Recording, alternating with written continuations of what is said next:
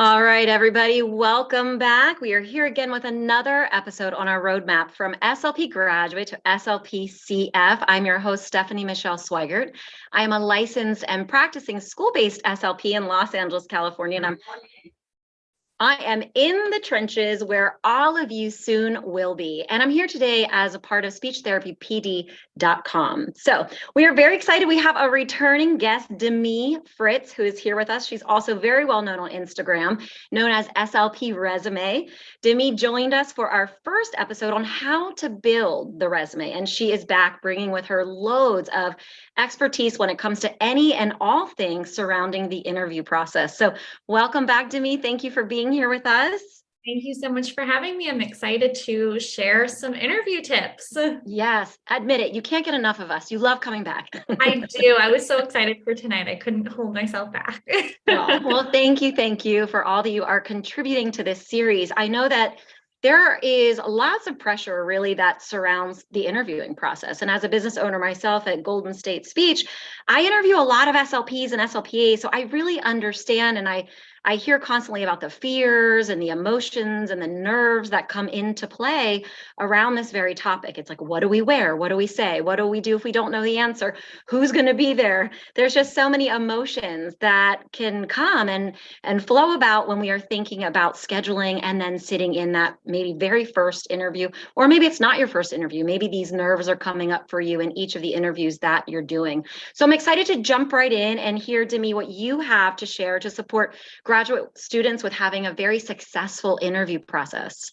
Absolutely. Before we jump in, I just want to give you guys a little background on my interviewing skills and where I've been, because I feel like that gives you a little perspective of like where I'm coming from. So I've interviewed for over 25 positions and I've gotten every single one of them out of graduate school. So I moved a few times. I wasn't happy in a few positions. So there was a lot of like, well, I'm just going to interview. Why not? So I have gotten every position. And then recently with starting SLP Resume, I've been interviewing people. So I've interviewed about 30 people or so for my business. And I've learned so much about how or what interviewers look for by doing this. And I'm sure you can understand that completely with your business. So I just feel like it's a really well-rounded perspective of like what an interviewer has to go through in order to be successful. Yes. So here are some tips. Let's jump right in. And I love that about you, Demi. You mentioned that in the last time that we talked with you. You do your research. So you've been somebody who's interviewed, you're somebody who's interviewing, you talk to a lot of different people, and that's how you bring about all the research that you have. Yes, I love that. I am very research driven. I think it's important to have facts to back up what you're saying, or else anybody can do it, So I'm really into making sure that everything I say is coming from a place of research and other people's perspectives and making sure that everything's really well-rounded. Yes, thank you so much for that. Of course. Okay, so let's jump right into interviewing. So first things first, these are just a few of my top interviewing tips. So first thing is to always be honest. There is such a stigma with being like having to always have an answer in an interview. And I think that's just the really wrong way to think about it. Most of you guys who are watching this are clinical fellows. So you are not expected to know everything. That is like the last expectation that any employer has for you. Okay. So let's just get that off the table. I think what's really powerful in an interview is if you can say, you know what, I'm not really sure, but I'm going to look this up on ASHA, or I'm going to do some research. I'm going to talk to an old professor and really find out. Because for me personally, like as a business owner, I would rather know that you're going to be honest with me about something that you don't know so I can teach you, as opposed to you trying to do something that you don't know how to do and then maybe upsetting a client or getting it over your head somewhere and trying to dig yourself out. Like personally, I just feel like honesty is so much more important than you knowing a correct answer. You can always look anything up. Like that's not the issue. So honesty is really important. The next thing is to be really specific. The more specific you are, the more memorable you are. So you really want to be as specific as possible. The more like general interview answers that you give, it's kind of like, wait, what did she say? Oh, I forgot. Oh, yeah. Okay. So you really want to give really specific, clear-cut answers to your interview questions. And we can talk more about that when we talk about stories. Okay. Sorry. Stay hydrated. Stay hydrated. People. Another interview tip. Reminder, drink some water. All right, the next thing is practice confidence building strategies. So I really believe that about 70% of the interview is confidence. If you can go in and have excitement and confidence and positivity towards the position, you are going to stand out over somebody who might know more than you, but is nervous and timid and scared, right? So if I were to say, hi, my name's Demi Fritz. It's so nice to meet you. I'm so excited to be here today. Versus, hi, I'm Demi Fritz. It's so nice to be here today. Thanks so much for having me. Same words, completely different messages. So if you go in and you go in with that energy and that positivity and that enthusiasm, you are going to stand out in a positive way, okay? Few confidence building strategies that I've used in the past are, one, completely remove the word nervous from my vocabulary when I'm talking about an interview. I am excited. I am pumped. I am thrilled to be in there and show them all these wonderful things that I know about this field and how amazing of an SLP I'm going to be in this position. I never, ever, ever say the words, I'm nervous for this interview, because you're telling your brain you're nervous when you don't need to tell you're nervous. That's true. Okay? Right? And so I think if you tell your brain you're excited, you're ready, you're pumped up for this interview, you're giving your brain a minute to be like, wait, yeah, we are excited. This is good. This is gonna be good for us. We're going to show them, you know? Another thing that I really like to do is manifest. I'm a huge believer in manifestation and like picturing yourself in the position, literally like visualize yourself playing on the floor with your future clients at this job. Okay. It's really powerful tool because your brain will subconsciously make decisions to help you get to that goal if you have that goal. Okay.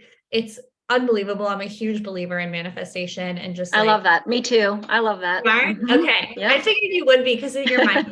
Last time I talked to you and I was like, she's totally manifest. Yeah. And then the last thing that I feel like is a really good thing to do before any interview is, okay, don't laugh, but I am a big believer in the Superman pose in the mirror. So before every single interview I did, when I was applying for all 25 jobs, I stood in the mirror, whether it was at the place and I was by myself in the bathroom or I was at my house, stood in the mirror like Superman. And I was like, you have got this, girl. Like you are going to do that interview. You're going to crush this out. You are going to show them how much they are going to love you and you are ready for it. Okay. Give yourself a pep talk. You know, if you can't see the positives in yourself, how do you expect the employer to see those positives as well? Amen. Right? So give yourself that little like pep talk and literally stand in the mirror like Superman. Okay. I know. I just tried it. I know a lot of you are like, wait, didn't you see it on Grey's Anatomy? I did this before Grey's Anatomy did it. So I was in a and they copied me. So we'll go with that. All right. We're going to do the pose. Yep. Got it. The next thing we're going to talk about is interview stories. So when I graduated, I went to an interview and I memorized probably 300 answers and questions. I didn't even know what I was memorizing, but I was like, I'm going to have every single answer that I could possibly have ready to go. Okay. I walk in the interview. They're like, Demi, we're so excited to meet you. I'm like, yay, me too. I'm ready for any question you have for me. Except the one they're about to ask. I see where this is going. Uh-huh. So they asked me 5 questions and not a single one of them was one that I had prepared for. And I was like, why did I just spend like probably 40 hours of my life memorizing all these answers and questions? Wow. I know I was like trying to be over prepared and, go over the top. It was my first interview. Yes. Yeah. So from this, what I've kind of done over the years, which has been so much more beneficial, is I actually create stories that cover different topics. So in my interview prep sessions, I give you a list of about 14 different categories, and those 14 categories cover about 90% of interview questions. So you can memorize like 5 to 8 stories that correlate with those categories and you're covered. You don't have to worry about memorizing a million answers and questions. You can go in feeling comfortable with whatever answer or question that they're going to ask you. Obviously, interviewee questions SLP questions are a little bit different just because it's like you may be more technical, but like those behavioral, scary interview questions that like people don't really know how to answer sometimes, you're covered 100%. I love So that. getting that list, sign up for interview prep with me. Okay, so no 40 hours of practicing answers. We just look at what you have as far as your interview stories. We memorize those. We're good. Okay. Exactly. I'm never doing that again. That was awful. I never want my clients doing that again. And it's ineffective, you know, like you sound scripted, you sound over prepared, it doesn't flow well, and yeah. Right. Okay, and then the last thing, I know we talked a lot about soft skills last time I saw you, Stephanie, but I just think it's really important to kind of hit this home. Soft skills are so important. In the last presentation, we talked about how soft skills can get you a job over somebody else, basically. If you can demonstrate to the employer that you have them, you have got this. So in your interview, I want you talking about, oh, I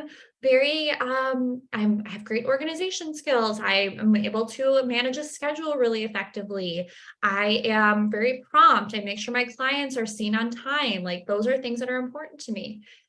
Just be over the top by saying your soft skills. And I know it sounds uncomfortable to do because you're like, I don't want to say those things about myself, you know, because we're like scared to, and I don't know why, but okay, question. Would a businessman ever just like be scared to say something positive about himself? I would guess maybe not. No, they would never. No, they would never like minimize anything. They would never like, oh, you know, I guess I'm okay at that. No, never. Okay. So we need to get over that hump of like being nervous to say something positive about ourselves. Okay. And it's something that, you know, we've all struggled with at one point or another, I'm sure, but it's time to move on from that and time to get this empowering force with us, because we are smart. We are so like gifted in these areas that we need to be able to show our employers exactly how gifted we are. So yes. And what I'm hearing about when you're talking about these soft skills, like you mentioned, organization, or I'm on time for my clients, it sounds like we might be able to connect those soft skills back to some of our core values, because absolutely. I'm all about being on time and punctual, like being punctual. And I mean, that's something that I hold as, you know, a value of mine. So maybe if you can take those soft skills like organization and tie them back to what matters to you, what your values are, what's important to you, and share those in that way. Would that align with what you're talking about with the soft skills? Absolutely. And what I tell my clients sometimes is almost make like a mission statement for yourself. What are you going to bring to the table? And that's exactly what you're talking about. Is Oh, I those, like that. yeah, like make a mission statement. Think about what your priorities are for these positions and these roles and what you're going to really bring into this new position, because everybody can, you know, every single person that you're interviewing against has their graduate degree. What's going to make you different? What are you really going to bring value to for this position? So I love that you said that. And I think that's goes really well with that mission statement. Yes. Yes. No, these are wonderful. So beautiful. Okay, we've got the 4-point. Nope, go ahead. So we've got be honest, practice confidence. Yep, I love that. Creating interview stories and don't be afraid to show your soft skills. And don't forget the Superman pose. All right. What else do you have for us? All right. This is probably one of my most common, whenever I do like question boxes on Instagram, this is one that I always get.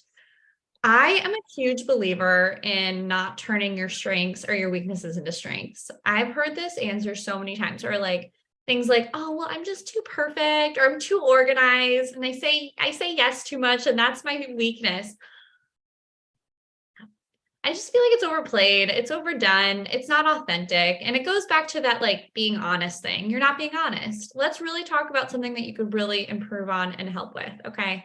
So what I tell my clients is find an area that's appropriate for where you are in your career, and find an area that you could really be honest with. So for example, when I graduated, I did not know what an occupational therapist did. I was like, I had never had the opportunity to work with one. I was like, what, do they help people find jobs? Like, I don't get it. So my first job or one of my first interviews that I was asked this question. And I was like, to be honest with you, I'm probably going to need a little support in understanding how to collaborate with an OT. I have not done that yet. And I'm really excited to learn. I have, all this knowledge about occupational therapy, or I don't have all this knowledge about occupational therapy, but I'm really excited to jump into that and to learn how to collaborate more effectively for our clients. And the guy stopped me and he was like, that's the most honest thing we've heard all day. You're hired. Like on the spot. Wow. I know, because they appreciate honesty. And I think that's really where people get lost, is like they get stuck in, I have to be perfect. I have to have every right answer. And that's just like, it's not realistic. I mean, it's just not. So other examples could be like maybe evaluation report writing. Maybe you haven't done that a lot yet, and that's okay.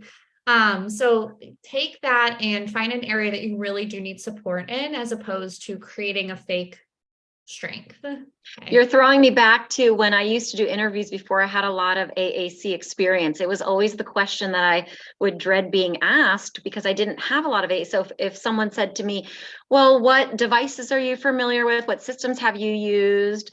I remember that would be something that I think, well, do I have to kind of just say my most minimal experience? But no, you're saying, we can just say I have zero experience with this. I would love to learn, but if you're looking for somebody who has a lot of knowledge in this area, it ain't me. It ain't me. Okay. Area, like this is something too you can do. Like if you have an area that you're really not super sure about, look up some courses that maybe you'd want to take. Look at speech pathology PD. And see if you can find maybe speech therapy PD. Yes. Speech therapy. I'm so sorry. I was like, there you go. Speech therapy PD. Look up some courses and see if maybe you can learn a new skill or a new task, or like a new understanding of a different perspective, and say, I don't have exactly a ton of experience in this, but these are the courses I plan on taking. Just be prepared to answer that. And I think that's more impressive than you coming up with something that's like, I say yes too much, because don't ever say that in an interview. Okay. Just don't say yes too much anyways. No, don't say yes. Unless you're getting paid extra to do something, do not say yes to something. Okay. Unless you really, really want to say yes, then it's fine. Then it's fine, but don't do it because it's really have to. All right. The next thing is always follow up within 24 hours of your interview. If you if you interview at 4:00 on a Friday, email them at 5:00 on a Friday. Make sure it's always within 24 hours. I do have an interview email template available, and there's different layers. So I have one for a clinical fellow, one for a professional SLP, and then one for those applying to graduate schools. So go ahead and check this out if you need it, but always within 24 hours. All right, what to wear? I want to pause right there for a second, because I am recalling the episode we did, I believe last week, with Ebony, an SLP, and she brought up one quick little comment about interviewing, and I really liked it, and I had never heard of it. I don't know if you're familiar with it, but she said to ask a company when you're interviewing to actually ask them a question about challenges that they've faced as an organization or a difficulty in their organization, which I thought I had never heard that before. And I thought that was so interesting to make sure that the company is a good fit for you. That would be a style of question that you could ask in the interview. Have you had any experience with that? No, but I love that. I have like a list of questions that I always ask companies, but that's a really good one and very powerful to see how they answer it, see how they respond. I love that. Yes. Well, because this was more about company culture and do your values line up with the company culture. So she was, recommending that you can ask that question about how they handled challenges in the workplace. And I thought, wow, that's so great. I actually never even thought to do that. As an employer, I've never been asked that question in an interview. So I wanted to just bring that to light because it was very interesting. I think that's a great question, and definitely one, if you're watching this, write that one down. That is a really good question for sure. Yes. Thank you. Yeah. All right. So what to wear? Stick with solid colors, no like bright patterns, stick with like blues, greens, browns, blacks, whites, like just stick to like very neutral colors.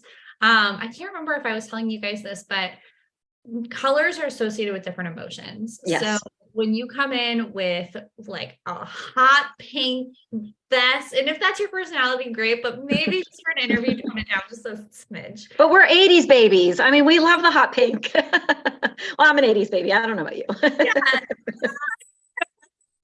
So stick with solid colors, nothing too bright. You want to be respectful of, the person's work environment too. Like make sure that if, don't come in like scrubs or anything like that, like just very professional.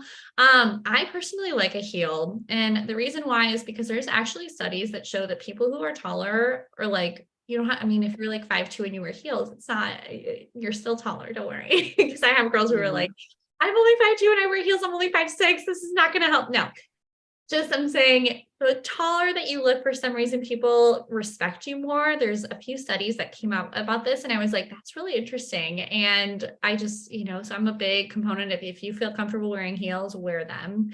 No rips, tears, and make sure everything is clean.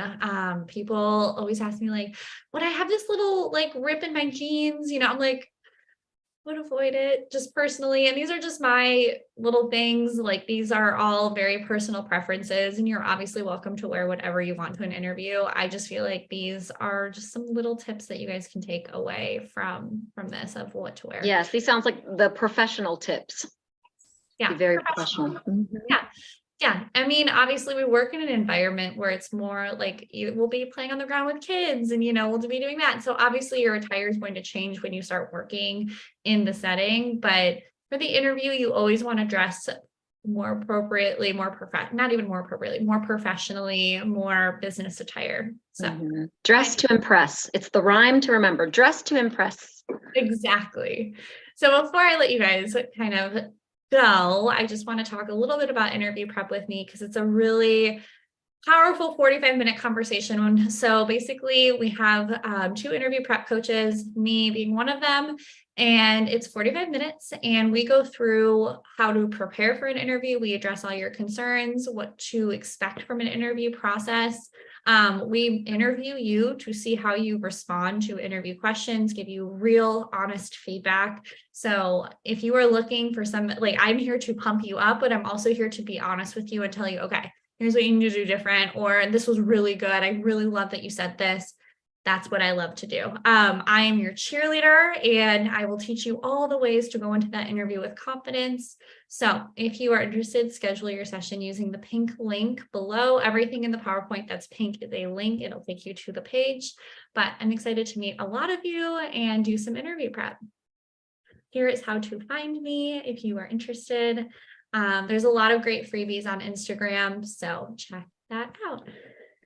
I love that. And I just think it's so fascinating, so wonderful now how there are so many resources available, so many SLPs that are doing what you're doing, that have their own businesses or businesses on the side that are really geared towards supporting clinicians as they're coming out of the field and they're growing. And it's, hey, we've got these resources here, utilize them, we can support you. I mean, it's so different than when I came out of the field in 2006. I mean, I didn't have access to any of these things. And I would have scooped up this mock interview with you and all of these things that you have. And I would have put colors to my resume. In fact, I just got a resume last week that had soft green in it. And it was after you and I had talked. And I thought, I wonder if they were on this series because I had never gotten a resume before with a soft color in it. But all of the things that we have access to now are just so incredible. They're just such gifts to speech clinicians everywhere. And it's not just for, yes, this is geared towards CFs, but this could really be for anybody that's already in the field that didn't know these things,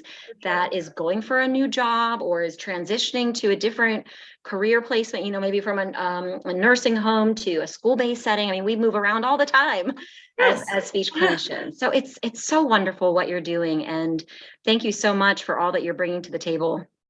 Course, I really appreciate you guys having me today. And I hope you guys, whoever is watching, learned something really interesting about interviewing. And I wish everybody all the best on their journeys. So yes. Thank you. And thank you, Demi, for coming back. We loved having you here twice in our roadmap series. And before I let everybody go, I have to just sprinkle a little bit of mindfulness into our conversation for the last few minutes. Just remember, you can bring mindfulness into anything that you're doing, just that present moment awareness, but especially to the interview process. I wanted to just share some tidbits on some ways we can do that. And I think you touched on some of these too, Demi. I think sometimes we overlap, but just remember, connect to your breath. If you are feeling nervous, take a few deep breaths, or you can do some breathing strategies, because this really does calm down your nervous system. And there is science and lots of research to support that. So consider some breath practices before you go into your interview or before you're practicing with Demi. If you see thoughts coming up in the process, maybe some self-judgment thoughts or worry thoughts or planning thoughts, notice those thoughts. You don't have to run away with them. Just see them for what they are. Maybe softly label, okay, this is a judgment thought, or this is a worry thought. And now I'm going to just let it go. I'm not going to go down that rabbit hole with the thought. When we kind of touched on your emotion state and all the different emotions that can come with the interview process. So just remember, it's part of humanity to feel emotions. You're human. You might get nervous. You might get scared. You might be excited. All of these things are going to happen. But if one of those emotions is sticking around a little too long, and like Demi said, if you're hanging on to nervousness, or you're, putting a spotlight on it, then you might present yourself that way. So just remember, whatever you're feeling, recognize it, allow it to be there, but then process it. And when you're ready to move on and focus on the positive. Stay positive. Like she said, use positive self-talk, positive affirmations. I got this. I am confident. I am worthy. I can do this. And let go of any limiting beliefs that you might have. So again, that kind of goes with the manifesting that Demi was talking about, that anything is possible. You've gotten this far on your journey already, and just look at how much further you are going to go in your life. We can also detach. And what I mean by detach is maybe letting go of certain expectations. I expected the interview to go this way, and now maybe it didn't, and I'm feeling upset. So let go of any expectations and just allow things to be as they are. Give yourself permission to make mistakes. Making mistakes is a growing moment. It's an opportunity to learn something new.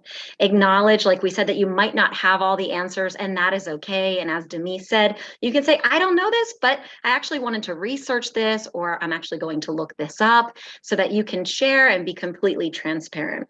And lastly, I had one of the same remarks that Demi was sharing today. We're on the same page, and that's visualization. And just imagine things that make you happy.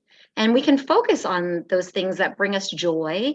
And when we do, we can allow that positive energy to move through us. And then when we sit down for that interview, maybe that energy will come across to everybody else that is sitting there with us. So these are just some mindfulness tidbits. If you like these, I have a few of these and more in the handout for speechtherapypd.com. You can go ahead and download that.